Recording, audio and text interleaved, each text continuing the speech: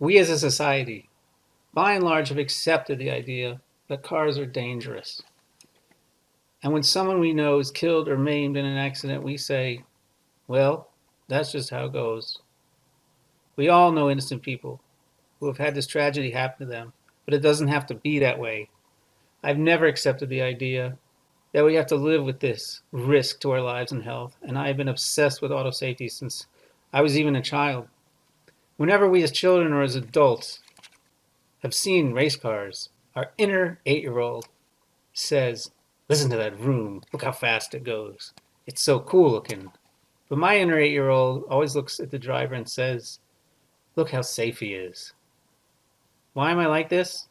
Throughout my life, I have been in more than my fair share of serious car accidents. Only one was my fault. In the rest, I was a helpless victim, or not driving at all.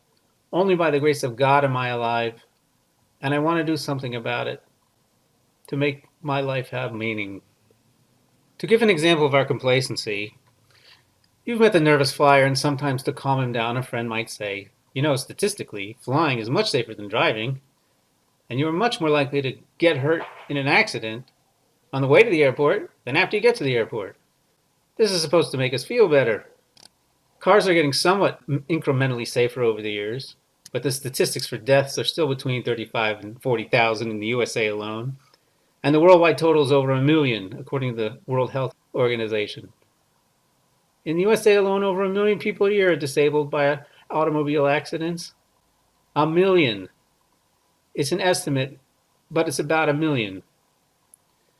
That means if you have known over 100 people in your life, you have known a family whose happiness has been ruined by an automobile accident.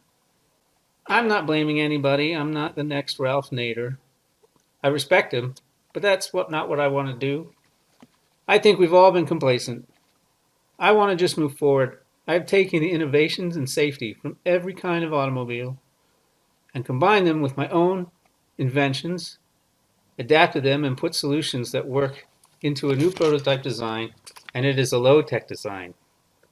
It is not autonomous driving. You might say that the auto companies are trying to reduce automobile accidents with AI and self-driving cars, and some progress has been made, but the major players in this area, including Ford, Volkswagen, Volvo, Apple, Tesla, and even Mobileye, have all recently said this is only going to be available in the distant future.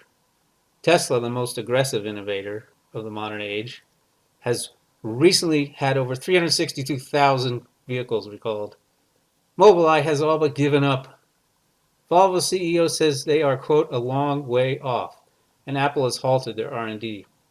And this doesn't take into account the legal and moral and legislative hurdles, and the fact that people won't buy them until they get rid of their current cars, which no doubt will be grandfathered in for a long time. Also, if I know anything about driver psychology, the typical reckless, aggressive driver will likely turn off self-driving mode when he is late for work or angry, and when he T-bones you at an intersection, your autonomous vehicle will not save you. CarX is a program to raise awareness about car safety, including what you can do now, in the meantime, with your car, while we are perfecting ours.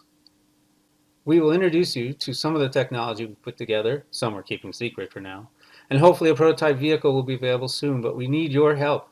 Please support our project by contributing to our crowdfunding site, which is dedicated to all victims of car accidents. CarX will be a quantum leap in auto safety, rivaling the safety of airplanes. Let's save some lives. Can you think of a better way to spend money on charity? I can't.